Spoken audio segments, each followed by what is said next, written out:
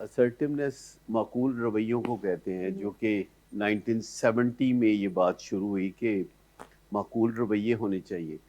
तो इससे इस्टेब्लिश क्या होता है कि पहले रवैये क्या थे? नामाकूल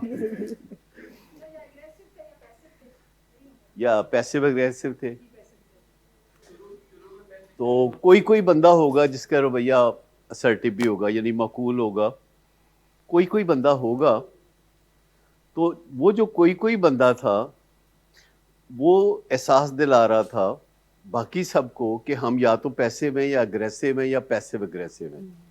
यानी या तो हम पीछे चले जाते हैं या हम ऊपर चढ़ाई करते हैं, या अंदर जोश होता है कि कोई ना कोई मुक्काबाजी मैं करूं, लेकिन ऊपर से बंदा अपने आप को काबू करके, जिसे पैसिव अग्रेसिव कहते हैं।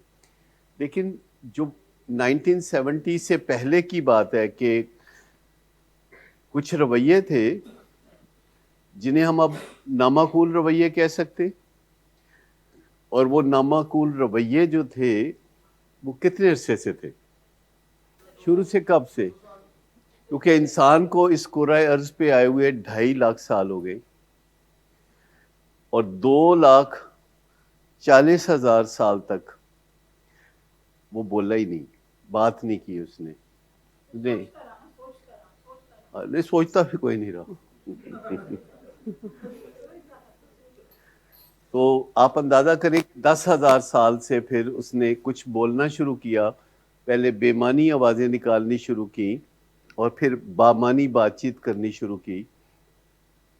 अभी भी आप देखते हैं कि 6, 7, 8 महीने का बच्चा या बच्ची कुछ बेमानी आवाज़ें ज़रूर निकालते हैं। और अभी भी अगर आप किसी गांव में जाएं, देहात में जाएं, तो वहाँ लोगों ने एक दूसरे को मुतवज्जो करने के लिए कुछ बेमानी आवाज़ें रखी होती हैं जो वो दूर से निकालते हैं।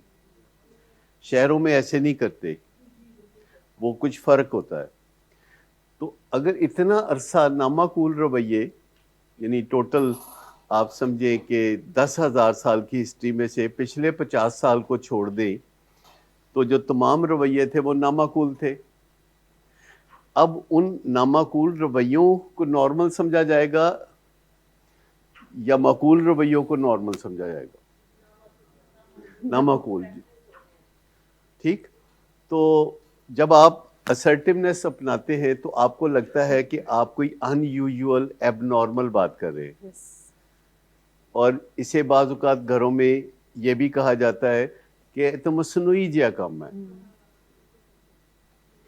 और फिर हम कहते हैं कि हमारे घर में कितनी ही मसनूई चीज़ें हैं, मतलब रोशनियाँ मसनूई हैं, हमारे घर में ठंडक या गर्मी मसनूई है, हमारे घर में और क्या क्या मसनूई है, कुछ बताएंगे आप?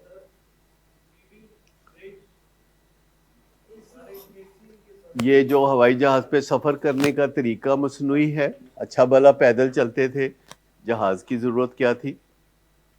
तो मसनूई होने का मतलब क्या है? ये सेल फोन से बात करना मसनूई है, लेकिन कितनी कारआमद है? तो मसनूई होना कोई बुरी बात नहीं है, फ़ख्र की बात है। अब दुनिया में उन्होंने मसनूई गोश्त बना लिया है, आपको पता है?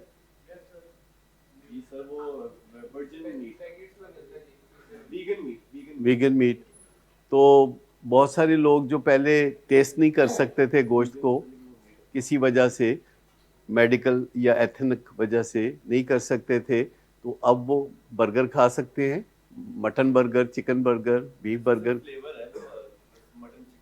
भी आपको खाते हुए तो पता नहीं चलता, आपको खाते हुए तो पता नहीं, तो मसनूई है पर इट वर्क्स। बहुत सारी चीज़ें मसनूई होती हैं पर वो वर्क करती हैं। और ये जो तरीके होते हैं असर्टिवनेस के, ये भी मसनूई लगते हैं, पर देखना ये है कि काम करते हैं कि नहीं करते। पर आया जो पहले का मामला था और जो अब का मामला है, तो उसमें कोई रिलीफ मिला?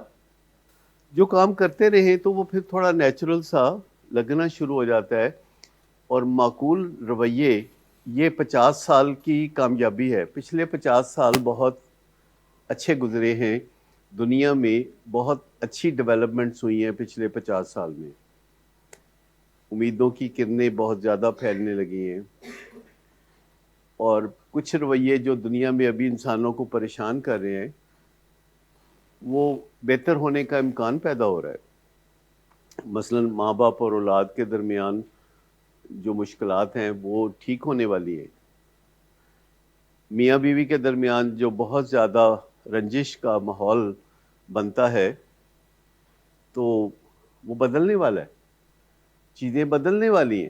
ایسی مثالیں سامنے آتی ہیں جس سے کہ کامیابی کا پتہ چلتا ہے کہ اسے کامیابی کہتے ہیں۔ لیکن مجھے یہ بتائیے کہ ایک مرد کا رویہ اپنی بیوی کے ساتھ نارمل کیا ہے؟ ایک نارمل رویہ ہمارے معاشرے میں مرد کا کیا ہے؟ کیا مرد کو باندھ نہیں دیا گیا کہ تم نے بیوی کی عزت نہیں کرنی؟ اگر تم بیوی کی عزت کرو گے تو تم زانو رید ہوگے۔ آپ کو نہیں لگتا کہ مردوں کو باندھ دیا گیا ہے؟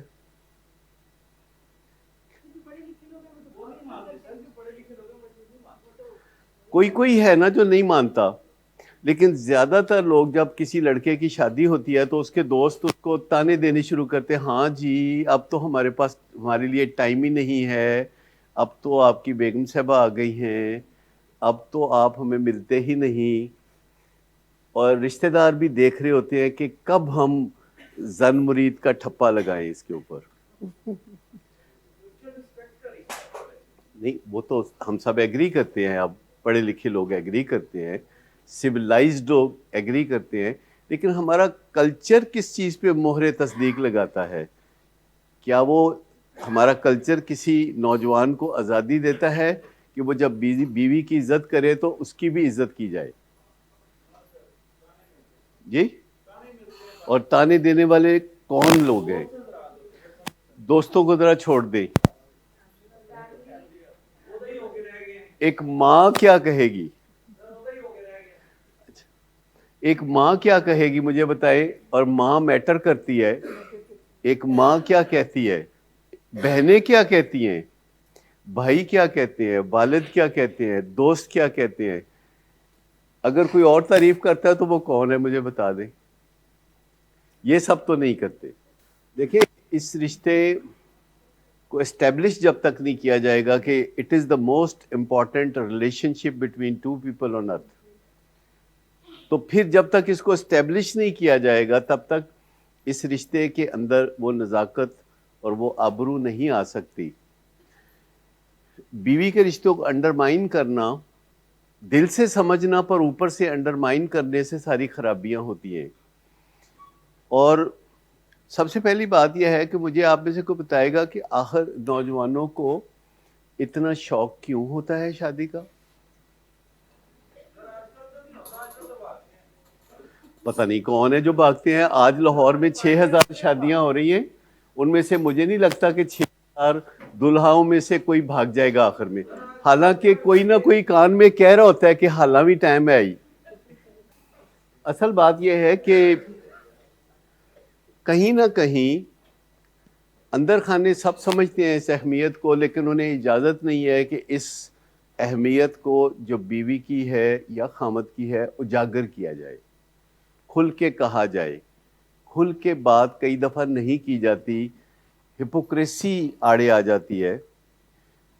اور ایک لائف ہوتی ہے جو کسی لڑکی اور لڑکے کے درمیان ہوتی ہے شادی سے پہلے، اسے ہم بائی لیٹرل لائف کہتے ہیں۔ بائی لیٹرل کا مطلب ہے کہ دو لوگوں کے درمیان ایک پرائیویٹ زندگی، لیکن جب شادی ہو جاتی ہے تو یہ ملٹی لیٹرل لائف ہو جاتی ہے، یہ فلٹرز کے تھرو ہوتی ہے۔ تم میری ماں کی عزت کرو گی تو میں تمہاری عزت کروں گا، وہ کہتے لو کر لو پھر عزت ہے، ہو گئی ان عزت۔ تو اس طرح کی باتیں تو چلتی رہتی ہیں، لیکن اس میں بندے کے ساتھ بہت زیادتی ہے کہ اسے باندھ دیا گیا ہے۔ ایک وہ اچھا کام کرے تو اس کو اپریشیٹ نہیں کیا جائے گا، جبکہ کوئی بیوی اچھا کام کرے تو اس کو ہمیشہ اپریشیٹ کیا جائے گا۔ جب کوئی بندہ اچھا کام کرے تو اس کو سارا خاندان باتیں کرے گا، اور کوئی باتیں نہیں سننا چاہتا، لوگ چاہتے ہیں کہ ان کو اپریشیٹ کیا جائے۔ تو کلچرلی بہاؤ میں بہ جاتے ہیں لوگ، بہاؤ میں بہ جاتے ہیں، اندر سے وہ جانتے ہیں آپ کو پتہ ہے ایک لٹریچر ڈیولپ ہو رہا ہے جس کا نام ہے قصہ چہار درویش. قصہ چہار درویش ایکچولی ایک کتاب ہے جو کہ ایک بہت اچھے مشہور رائٹر بعد میں ہو گئے جنہوں نے یہ لکھی تھی. اس کا نام تھا میر امن دہلوی. اور فورٹ ولیم کالج انگریزوں نے بنایا تھا انگریزوں کو اردو سکھانے کے لیے تاکہ وہ ہم پہ حکمرانی مستقل کرتے رہیں. اور انہوں نے میر امن دہلوی کو کہا کہ ایسی کوئی کہانی لکھو کہ انگریز بر صغیر کے سحر میں پھنس کے رہ جائے. تو جو ہسٹری تھی ہمارے علاقے کی پچھلے چند 100 سال کی، اس ہسٹری کے مطابق انہوں نے کہانی لکھنی شروع کر دی. اور کہانی پھر ایسی کہانی میں سے کہانی میں سے کہانی لکھنی شروع کر دی. کہانی عموماً ہوتی ہے جہاں ہم کہتے ہیں کہ ایک تھا بادشاہ، یا اس طرح پھر اس کے حوالے سے ہوتا ہے کہ ایک تھا شہزادہ. اور اگر آپ دیکھیں 500-700 سال 1000 سال کے دوران جو شہزادوں کی کہانیاں تھیں تو وہ عموماً ہوتے تھے آوارہ قسم کے شہزادے، اور وہ پھرتے رہتے تھے، ذمہ داریاں قبول نہیں کرتے تھے. بادشاہ اپنی سلطنت چلاتا تھا اور شہزادے جو ہے وہ گھومتے پھرتے تھے. گھومتے پھرتے ہوئے ان کو کوئی نہ کوئی شہزادی نظر آ جاتی تھی، اور اس شہزادی پہ پھر وہ ان کا عاشق ہونا لازمی تھا، اور شہزادی کا آگے سے نخرہ کرنا لازمی تھا. شہزادی کا کہ اتنی شرطیں رکھ دی. شہزادیاں ہمیشہ شرطیں رکھا کرتی تھی، تو شہزادیاں شرطیں رکھتی تھی، شہزادہ وہ شرطیں پوری کرتا تھا، اور ان شرطوں کے پوری کرنے کے بعد شہزادے کی اس سے شادی ہو جاتی. اب جب شادی ہوتی تھی تو پھر کیا ہوتا تھا؟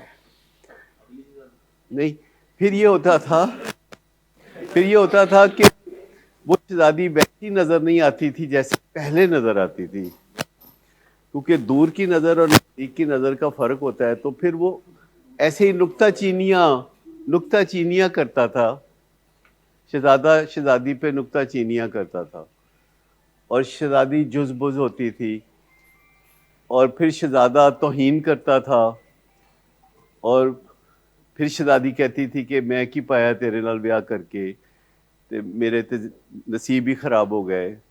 تو شہزادہ پھر اپنے آپ کو دفاع کرتا تھا کہ نہیں، میں نے تو تمہیں بہت خوش رکھا ہوا ہے، میں تو چاہتا ہوں تم خوش رہو، تم خوش ہی نہیں رہتی. اور پھر شہزادی مزید حملے کرتی کہ نہیں تم تو ہو ہی نہیں اچھے. اور اس کے بعد وہ شہزادہ جو ہے چپ کر جاتا تھا، پتھر کا صنم بن جاتا تھا. اور ایسے میں شہزادے کی زندگی خراب ہو جاتی تھی، اور پھر شہزادہ جو ہے گھر سے نکل کے پھر آوارہ گردی شروع کر دیتا تھا، جس کو وہ کہتے تھے بنواس لے لیا. بنواس سمجھتے کیا ہوتا ہے؟ جنگل میں چلے جانا. اور جنگل میں جا کے تو وہ مرنے کے چند کامیاب طریقے تھے. تب دریا میں چھلانگ لگا کے مر جانا، محل کی فصیل سے چھلانگ لگا کے مر جانا، تو کنویں میں چھلانگ لگا کے مر جانا، کسی غار میں گھس کے پتھر آگے رکھوا دینا اور کہنا چلے جاؤ، اپنے آپ کو غار. بڑے بڑے دلچسپ طریقے تھے. تو یہ قصہ چہار درویش میں جو 4 شہزادوں کا قصہ ہے جو کہ مرنے کی جگہ ڈھونڈ رہے تھے کیونکہ ان کی بیویاں ناراض ہو کے چلی گئی تھی، چھوڑ کے چلی گئی تھی اور راضی نہیں ہو کے دے رہی تھی. آخرکار بیویاں ایک ایسا رستہ اختیار کرتی ہیں کہ پھر وہ روٹھ جاتی ہیں، اور پھر وہ شہزادے جو ہے خودکشی کرنے کا رستہ ڈھونڈتے تھے. تو ایک غیبی آواز آتی تھی کہ تم خودکشی مت کرو، ابھی دنیا باقی ہے، اور تم سلطنت روم جاؤ، اور سلطنت روم میں تمہیں فلاں قبرستان میں اپنے جیسے 3 درویش ملیں گے، تو تم ان کے جا کے بیٹھو گے تو تمہاری قسمت جاگے گی. اور دوسری طرف ایک بادشاہ کی کہانی ہوتی ہے جس کے 45 سال کی عمر تک پہنچتے ہوئے بھی اولاد کوئی نہیں ہوتی، اور وہ بہت مایوس ہو جاتا ہے، اور وہ سلطنت چھوڑ کے کہتا ہے اولاد نہیں ہے تو کیا فائدہ. تو سلطنت چھوڑ کے وہ بھی بنواس لے لیتا ہے. اور ایک دن وہ دیکھتا ہے کسی جگہ آگ جل رہی ہے، اور دور سے وہ دیکھتا ہے تو وہ آگ کی تلاش میں قریب پہنچ جاتا ہے. سردیوں کے دن ہوتے ہیں، اور چاروں درویش کٹھے بیٹھ کے اپنی کہانی سنا رہے ہوتے ہیں کہ کس طرح میں نے ایک شہزادی سے پیار کیا، اور اس کی شرطیں مانی اور اس کو اپنے دل کی ملکہ بنایا، اور پھر کس طرح ہم دونوں نے مل جل کے آپس کے اس تعلق کا بیڑا غرق کیا، اور پھر وہ مجھ سے روٹھ گئی اور چھوڑ گئی، اور پھر میں چلا گیا جنگل میں، اور پھر مجھے خودکشی کا خیال آیا، اور مجھے ایک غیبی آواز نے کہا کہ فلاں جگہ جاؤ، وہاں تمہارے جیسے اور بھی ہیں۔ تو جب وہ سارے پانچوں کے پانچوں اکٹھے ہو جاتے ہیں، 4 درویش اور ایک بادشاہ، اور سب باری باری کہانیاں اپنی سناتے ہیں، تو رات گزر جاتی ہے، تو صبح محل سے خبر آتی ہے روم کے کہ بادشاہ کے ہاں اولاد ہو گئی ہے۔ تو وہ بہت خوش ہوتا ہے، وہ کہتا ہے جشن منائیں، اور وہ کہتا ہے کہ اس ملک میں جو بھی کوئی مراد مانگے گا میں اس کی پوری کروں گا، منہ مانگی مراد پوری کروں گا۔ تو لوگ منہ مانگی مرادیں مانگتے ہیں تو وہ پوری کرتا ہے۔ تو وہ 4 درویش کہتے ہیں ہماری بیویوں کو مناؤ، تو وہ ان کی بیویوں کو بلاتا ہے اور کہتا ہے کہ دیکھو میں مجبور ہوں کہ میں نے اعلان کیا ہے کہ میں سب کے من کی مرادیں پوری کروں گا، تو تم مان جاؤ، اور ان کو کوئی لالچ لولچ دے کے تو وہ سب کو مجبور کر دیتا ہے کہ وہ راضی ہو جائے اپنے شہزادوں کے ساتھ، اور پھر وہ ہنسی خوشی رہنے لگتے ہیں۔ ہر کہانی میں ایسا ہوتا ہے نا، پھر وہ ہنسی خوشی رہنے لگے، تو پھر وہ ہنسی خوشی۔ اچھا، یہ اس کا پریفیس ہے، کتاب کا پریفیس ہے۔ پریفیس سمجھتے ہیں؟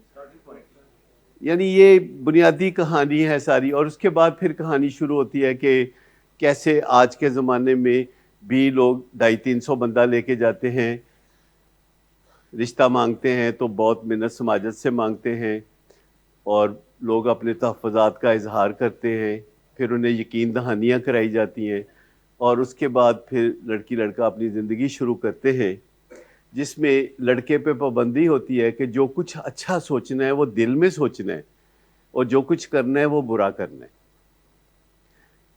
تو معاشرہ باندھ دیتا ہے ان کو کہ یہ تم نے اظہار نہیں کرنا محبت کا، تم نے آبرو بھی نہیں کرنی، تم نے عزت بھی نہیں کرنی، اب نباہ کر کے دکھاؤ۔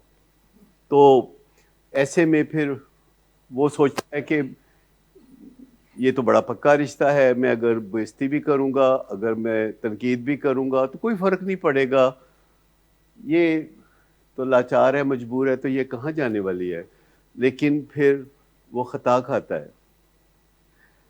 لیکن بہت کم لوگ ہوتے ہیں، جو آپ کہتے ہیں بہت کم لوگ ہوتے ہیں جو اس رشتے کو اندر اور باہر سے ایک جیسا سمجھتے ہیں، اور اپنی ماں باپ کے سامنے یا بہن بھائیوں کے سامنے اپنی بیوی کی عزت آبرو کرتے ہیں، اگرچہ ان کو بہت ناراضی کا سامنا ہوتا ہے، لیکن اگر وہ مسلسل ایسا کرتے رہیں تو لوگ ان کے اس انداز کو تسلیم کرنا شروع کر دیتے ہیں، بادل نخواستہ۔ لیکن معاشرے میں بہت مشکل ہے کہ آپ اپنی بیوی کی عزت کریں اور عزت پائیں۔ یعنی یہ کوئی عزت کا کام نہیں ہے، بیوی کی عزت کرنا کوئی عزت کا کام ہی نہیں ہے۔ دیکھیں، عزت تو کرنا جو ہے نا، لین دین ہے نا، کہ آپ اگر چاہتے ہیں کہ شادی کا جو بنیادی مقصد تھا، coming back to the original purpose of marriage, اگر آپ وہ پورا کرنا چاہتے ہیں تو آپ کو یہ ہپوکریسی چھوڑنی پڑے گی۔ اگر آپ وہ نہیں پورا کرنا چاہتے، اور شادی کا جو اصل مقصد ہے وہ 2 ہے، ایک آپ کی جو رومانوی ضروریات ہیں وہ پوری کرے، شادی آپ کی رومانوی ضروریات کو پورا کرے، جو کہ صرف انسانوں میں ہوتی ہیں، رومانوی ضروریات، اور یہ ہوتی ہیں اگرچہ ان کو اکنالج نہیں کیا جاتا۔ اور دوسرا، آپ کی جو قربت کے لمحات کی ضروریات ہیں ان کو پورا کیا جائے، نسل انسانی کو آگے بھی بڑھانا اس کا ہی حصہ ہے۔ تو باقی سب چیزیں ضمنی ہے۔ مثلا ہم توقع رکھتے ہیں کہ بیوی جو ہے وہ میرے ماں باپ کی عزت کرے، اچھی بات ہے، گھر کے کام کاج کرے، چلے اچھی بات ہے، ایک دوسرے کے ساتھ تعاون کرے، یہ اچھی بات ہے، لیکن اس کے لیے پوری کی پوری بیوی پالنا ضروری نہیں ہے۔ اگر آپ کو صرف یہ مسئلہ ہے کہ اچھا کھانا کھانا چاہتے ہیں آپ، تو ہوم ڈیلیوری کروا سکتے ہیں، کوئی مسئلہ نہیں۔ اگر آپ چاہتے ہیں کہ آپ تنہا نہ ہو تو آپ ایسے دوستوں کی پلٹون بنا سکتے ہیں جو روز آپ کے پاس آ کے شام کو وقت گزارے آپ کے ساتھ. بہت سارے لوگ ایسا کرتے بھی ہیں. لیکن ایک ایسا رشتہ جس میں سے رشتے نکلتے ہیں وہ ایک ہی ہے. بیوی کے رشتے میں سے بچے، بچوں کا رشتہ، بچوں کے آگے شادی بیاہ ہوتے ہیں تو بچوں کے بچوں کا رشتہ، بچوں کی وجہ سے سمدھیوں کا رشتہ اور بے شمار رشتے. اور پرولیفریٹو ہے یہ رشتہ، پرولیفریٹو ہے. باقی کوئی رشتہ پرولیفریٹو نہیں ہے. وہ فیڈ اوے کرنے والے رشتے، فیڈ اوے کرنے والے. ماں باپ بہت عظیم ہے لیکن وہ فیڈ اوے کرنے والے رشتے ہیں نارملی، فیڈ اوے. اور بہن بھائی بھی بکھر جاتے ہیں، اسکیٹرڈ ہو جاتے ہیں. جتنے اسمارٹ لوگ ہیں آج کل دنیا میں اسکیٹرڈ ہو جاتے ہیں. ایک بیٹا سنگاپور میں ہے، ایک بیٹی سعودیہ میں ہے، ایک یو کے میں، ایک امریکہ میں، ایک آسٹریلیا میں. سارے بر اعظموں پر قبضہ کیا ہوا. تو یہ جو ایک اسمارٹ بٹ اسکیٹرڈ فیملی کا تصور ہے آج کی دنیا میں، اس میں نے دیکھا ہے کہ آخر کار میاں بیوی ہی ہیں جو نارملی بڑھاپے میں اکٹھے رہتے نظر آتے ہیں. میں ایک ایسے علاقے میں رہتا ہوں جہاں 500 گھر ہیں تقریباً. سب کو میں اب جاننے لگا ہوں، میں وہاں ریگولر واک وغیرہ کرتا ہوں.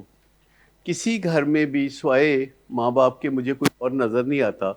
اور اگر پوچھیں کہ باقی لوگ کہاں ہیں تو وہ کہتے ہیں they are very smart and scattered. وہ پھیلے ہوئے ہیں کہیں، وہ کسی اور ملک میں ہیں، وہ کسی اور جگہ پہ ہیں. اور یہ جو قیمتی متاع ہے جسے رشتہ کہتے ہیں، ہمیں شروع میں لگتا ہے کہ اگر دولت ہو تو رشتوں کی کوئی خاص ضرورت نہیں، دولت سے بہت سارے رشتے ویسے ہی خریدے جا سکتے ہیں. یا سوچتے ہیں کہ اگر آپ کے پاس علم ہے اور ڈگریاں ہیں تو آپ بہت عزت کے مالک ہیں، آپ کو کسی اور چیز کی ضرورت ہی نہیں ہے. یا اگر آپ کے پاس طاقت ہے، آپ کے پاس اقتدار ہے، آپ کے پاس شہرت ہے تو دنیا ویسے ہی آپ کو بہت اپریسیشن دیتی ہے اور آپ سارا دن خوش رہ سکتے ہیں. لیکن پھر واٹ اباؤٹ دی نائٹ، جب آپ گھر جاتے ہیں اور تنہا ہو جاتے ہیں اور آپ ہوتے ہیں اور آپ کی تنہائیاں ہوتی ہیں. تو ہارورڈ کی سٹڈی جو پچھلے 85 سال سے چل رہی ہے اور ابھی 15 سال اور چلے گی، وہ کہتی ہے کہ گڈ ریلیشن شپس کے علاوہ ایک پائیدار خوشی کسی چیز میں نہیں ہے. دولت سے آپ مرسیڈیز خریدیں، 2-4 دن آپ بہت خوش رہیں گے. لوگ بلکہ جا کے تو نئی مرسیڈیز میں سوتے ہیں لوگ.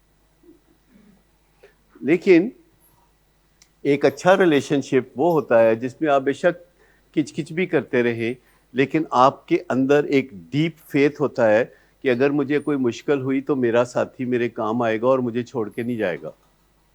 یہ جو ڈیپ فیتھ ہے کہ ہے کچ کچ والا معاملہ، چڑچڑ ہوتی رہتی ہے، کرپنگ ہوتی رہتی ہے، but it is a bond. It may be a pathological bond but it is a bond. Even if it is a pathological bond, it can be healed. اور ہیلنگ کرنے کے لیے آپ کو کوئی بہت زیادہ اینٹی بایوٹکس کھانے کی ضرورت نہیں ہے. جسٹ نکتہ چینی سے باز آ جائیں، شکایت کرنا شروع کر دیں. نکتہ چینی میں اور شکایت میں بڑا فرق ہوتا ہے. نکتہ چینی اور شکایت میں بڑا فرق ہوتا ہے. شکایت یہ ہوتی ہے کہ آج شام 6 بجے یہ ہوا معاملہ جس سے مجھے مشکل پیش آئی، میری ضرورت یہ ہے کہ آپ ایسا کریں. لیکن نکتہ چینی ہوتی ہے جس میں آپ ایک بوچھاڑ کرتے ہیں، جسے آپ نے پنجابی فلموں میں دیکھا ہوگا، وہ چھٹا مارتے. چھٹا کیا ہوتا ہے پتہ ہے؟ برست. ہاں ہاں، چھٹا مارتے ہیں، بوچھاڑ کرتے ہیں اور آل پرویسو بوچھاڑ کرتے ہیں. اور پھر آپ کو بڑا اچھی طرح پتہ ہے کہ اس کا نتیجہ کیا نکلتا ہے. کنٹیمپٹ تو کسی صورت کرنے کی ضرورت نہیں. کنٹیمپٹ کے سینکڑوں رنگ ہیں. کنٹیمپٹ بہت طرح سے ہوتی ہے. آپ کسی نہ کسی طریقے سے کہتے ہیں دنیا میں سب سے زیادہ طلاقوں کی وجہ کنٹیمپٹ ہے، پر وہ کون سی کنٹیمپٹ ہے؟ جس میں آپ کا پارٹنر آپ کو وائبز دیتا ہے کہ آپ کم تر ہیں، یو آر ورتھ لیس. کیونکہ آپ اتنے اونچے سنگھاسن پہ بیٹھے ہوئے ہیں، الٹے لٹکے ہوئے ہیں کسی چمگادڑ کی طرح، اور آپ کو کچھ بھی سیدھا نظر نہیں آتا، اور آپ کا پارٹنر بہت چھوٹا محسوس کرتا ہے اور اس چھوٹے پن سے تنگ آ کے وہ اس گھروندے سے نکل جانا چاہتا ہے۔ چھوٹی سی بات ہے کہ کنٹیمپٹ کے لیے ضروری نہیں کہ آپ گالی دیں، ہاں بے شک وہ بیچارگی کی زندگی گزارے، بے شک وہ اپنے بہن بھائیوں کے برتن مانج کے گزارا کرے، بے شک کسی کے گھر کام کر کے کرے، پر وہاں اس کو اتنی مشکل محسوس نہیں ہوگی جتنی مشکل اس برتر اور عظیم انسان کے ساتھ رہتے ہوئے ہوتی ہے، جس کے ساتھ پل پل آپ کو محسوس ہوتا ہے کہ آپ کچھ بھی نہیں ہے۔ ابھی تو میں اس توہین کی بات کر رہا ہوں جس میں کوئی ایک بندہ ایک لفظ نہیں بولتا، صرف وہ اپنی باڈی لینگویج سے، اپنے فیشل ایکسپریشن سے، صرف ٹون آف وائس سے وہ ایک خاموش میسج دے رہا ہوتا ہے کہ look at me and then look at you, اپنے آپ کو دیکھو، تمہاری تو کوئی ہستی نہیں ہے۔ اور جس کو یہ احساس ہو جائے کہ اس کی کوئی ہستی نہیں ہے تو پھر وہ ہستی نہیں ہے۔ تو ان چیزوں کو دیکھنا پڑے گا، اور یہی رشتے دوسرے جو ہیں، اولاد کا رشتہ، اس پہ بھی صادق آتا ہے۔ بعض اوقات والد اتنا تناور درخت ہوتا ہے کہ اس کی چھاؤں میں اس کے بچے بہت کمزور محسوس کرتے ہیں اور چھوٹے محسوس کرتے ہیں، بچے ویسے بھی چھوٹے ہوتے ہیں، لیکن آپ کسی کو ایلیویٹ کر دیں، آپ کسی کو اچھی فیلنگ دے دیں، چاہے وہ آپ کا بیٹا ہو، بیٹی ہو، یا بہن بھائی ہو، یا آپ کے ساتھ کام کرنے والا کوئی ہو، اگر آپ کسی کو ایک اچھی فیلنگ دے دیں تو آپ نے سیلیبریٹی بننے کا سفر شروع کر دیا ہے۔ اور یہ بڑا مزے کا سفر ہے جب لوگ آپ کو چاہتے ہیں، لوگ آپ پہ مسحور کن نظریں نچھاور کرتے ہیں۔ ایک خاتون میری کاؤنسلنگ میں ہے یو کے میں، تو میں نے ان کو کہا ایک ایسے خامد کے بارے میں جس نے پچھلے 25 سال سے تنگ کرنے کے علاوہ کچھ نہیں کیا، میں نے کہا کہ آپ اسے کریں، تو وہ اتنی بیچاری ڈیڈیکیٹڈ ہے کہ جو میں کہوں ادھر ہی لگ جاتی ہے۔ تو 2-4 دن کے بعد مجھے کہتی ہے ڈاکٹر صاحب 3 دن تو میں مسحور کن نظرہ نال دیکھ رہی ہیں، تو میں کہ پھر کیا کرنے میں بڑی تھک گئی۔ تو آپ سمجھتے ہیں یہ مسحور کن نظریں کیا ہوتی ہیں جس سے والدین اپنے بچوں کو دیکھتے ہیں، یا میاں بیوی ایک دوسرے کو دیکھ سکتے ہیں، یا کوئی یہ تو پھر نظریں ہوتی ہیں نا۔ اور آپ نہیں کہہ سکتے کہ مہنگائی بہت ہو گئی ہے، ڈالر 300 روپے کا ہونے والا ہے۔ یہ وہ چیزیں ہیں جو انمول ہیں، یہ وہ چیزیں ہیں جن کے بارے میں آپ نہیں کہہ سکتے کہ شارٹیج ہو گئی ہے مارکیٹ میں۔ تو یہ وہ چیزیں ہیں جو کہ ہماری زندگی کو بناتی ہیں، ہماری زندگی کو سنوارتی ہیں، اور یہ بہت دیر سے پتہ چلتا ہے کہ یہ کتنی کام کی چیزیں۔ پر ایک ہی ریگریٹ ہوتا ہے کہ اچھا ساری زندگی گوا دی اور اب پتہ چلا۔ یعنی ایک بندہ ہے جو بچپن سے خواب دیکھتا ہے کہ جب میں بڑا ہوں گا تو چاند سی دلہن بیاہ کے لائی جائے گی میرے لیے، میری ماں کہتی ہے تمہارے لیے چاند سی دلہن بیاہ کے لاؤں گی تاکہ تم اسے گرہن لگاؤ، لیکن پھر وہ بندش کے ساتھ اس کے ساتھ انٹریکٹ کرتا ہے، اس کو ڈبل میسیجز دیتا ہے، ڈبل سگنل دیتا ہے۔ کبھی بیوی کو وہ بہت مزے کی باتیں کرتا ہے، بہت اچھی باتیں کرتا ہے، اور جب ماں سامنے آ جاتی ہے تو ایک دم آنکھیں پھیر لیتا ہے، یعنی کسی کے سامنے وہ کسی کے ساتھ اور طرح کا سلوک کرتا ہے، پھر کسی اور کے سامنے کسی اور طرح کا سلوک کرتا ہے۔ ایک طرف اس کا ایک رشتہ ہے تو دوسری طرف جب بیچ میں کوئی آ جاتا ہے تو رشتے کی شکل ہی بدل جاتی ہے۔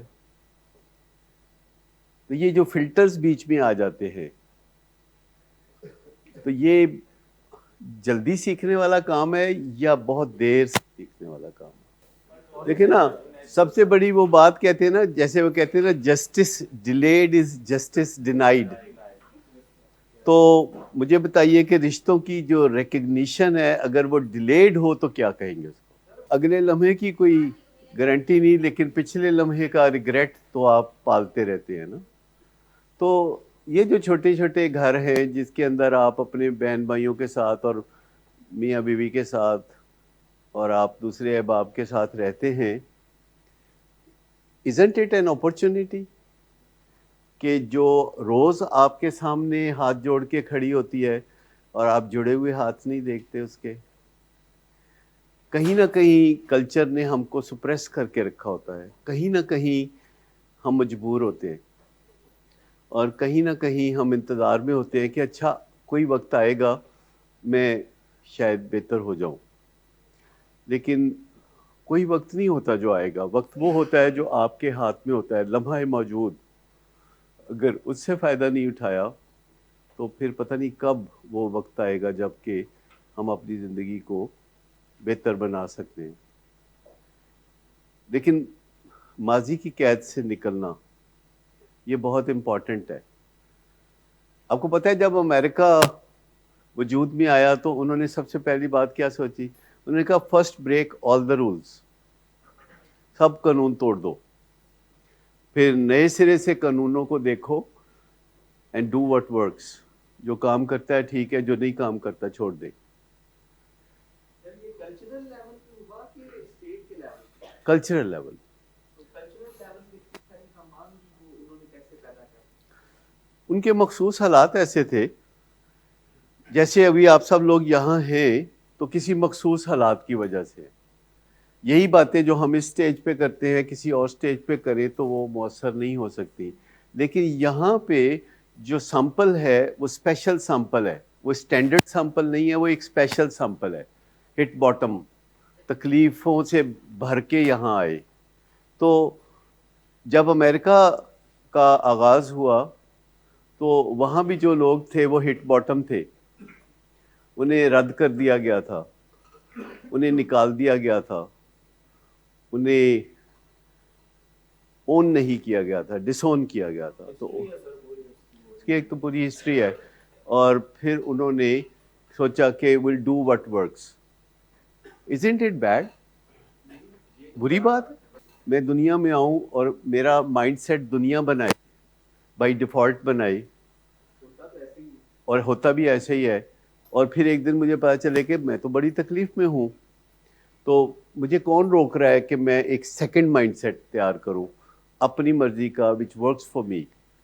یہی آپ کا تو مسئلہ یہی ہے نا کہ دیر از اے مائنڈ سیٹ جو کہ دنیا نے بنایا، آپ کا مائنڈ سیٹ، اور دنیا نے اس کو بائی ڈیفالٹ بنایا، آپ کی ضرورت کا خیال ہی نہیں کیا، آپ کو ایک سٹرکچر میں باندھ دیا، ایک جگہ باندھ دیا،